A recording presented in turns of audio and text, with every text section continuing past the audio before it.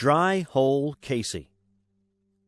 In a little village on the western slopes of the Great Divide lived a man whose entire life had followed one ignominious pattern. For 35 years he had been an oil well driller and had followed the frontiers of oil exploration throughout the United States.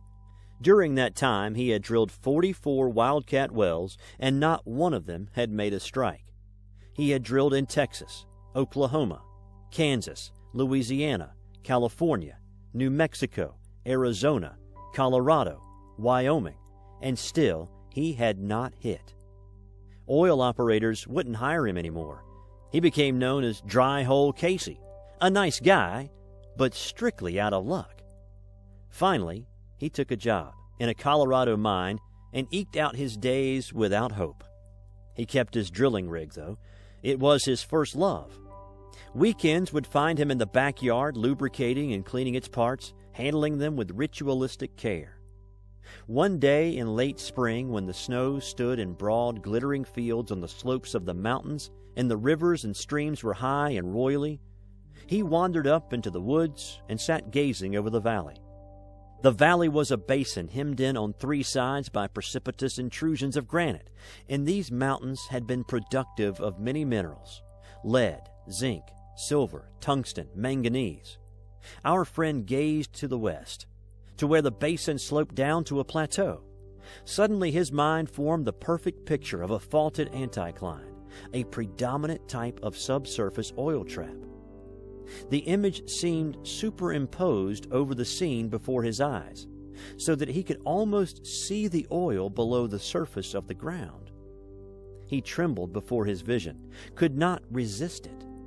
It seemed like a sudden visitation from heaven, and he left the mountainside absolutely certain that within the small valley lay a major oil field. Next day, he quit his job in the mine, and with his savings managed to procure oil lease options on the land he visualized as being the most favorable.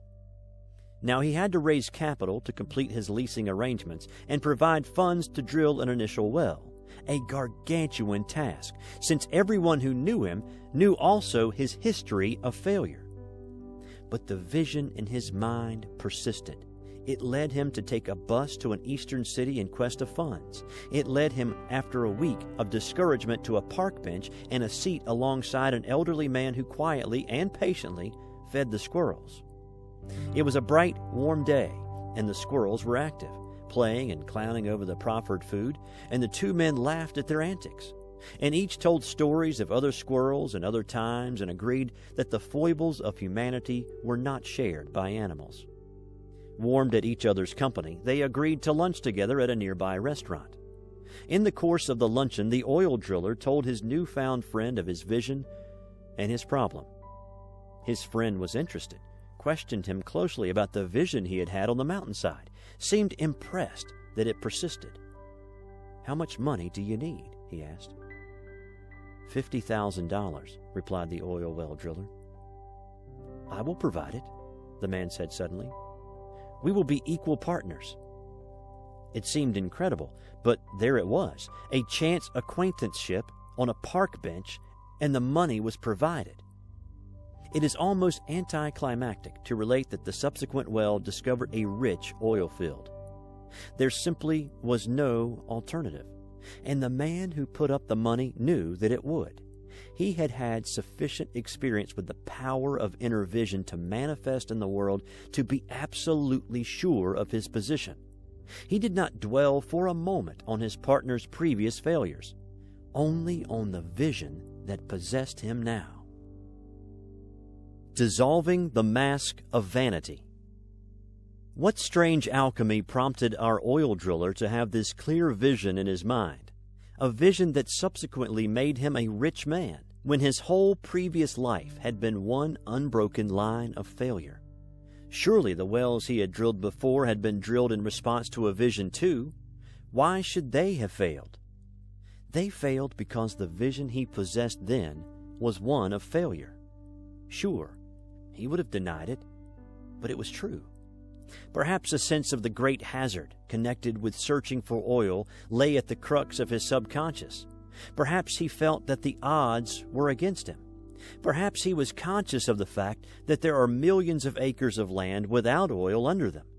In any case, his vision was one of failure, from whatever cause, and he was led into those arrangements that would inevitably cause him to put his drill bit down in barren soil. And in 2 cases where he actually had drilled on productive land, he once had ceased making hole only 27 feet above the productive formation, and another time failed to make a test of a sand that later produced several million barrels. But he could not help himself. He was only following the dictates of the vision in his mind. See how different his behavior was in the discovery of the basin field? He saw the oil. He knew it was there. There was not the slightest doubt in his mind, and that is the way he acted. There was no resisting him this time. His vision was for production, and that is what resulted. Why? Why did he finally have a positive vision after harboring a negative one for so many years? Such a question could not be answered with certainty without making an intensive study of the man, but in all probability, the debilitating and crippling factor was fear. Fear, more than any other single thing, warps and distorts our vision. Our oil driller most likely was afraid of failure, and his apprehension twisted his inner vision from success to defeat. He couldn't win as long as the fear stayed with him. Finally, when he had reached the absolute bottom, when the business he loved had rejected him and the men in it no longer would hire him, fear simply left him. Everything bad had happened already. What more was there to fear? And in this psychologically relieved attitude, the secret self was able to get through the mask of vanity, and the ensuing vision inevitably brought success.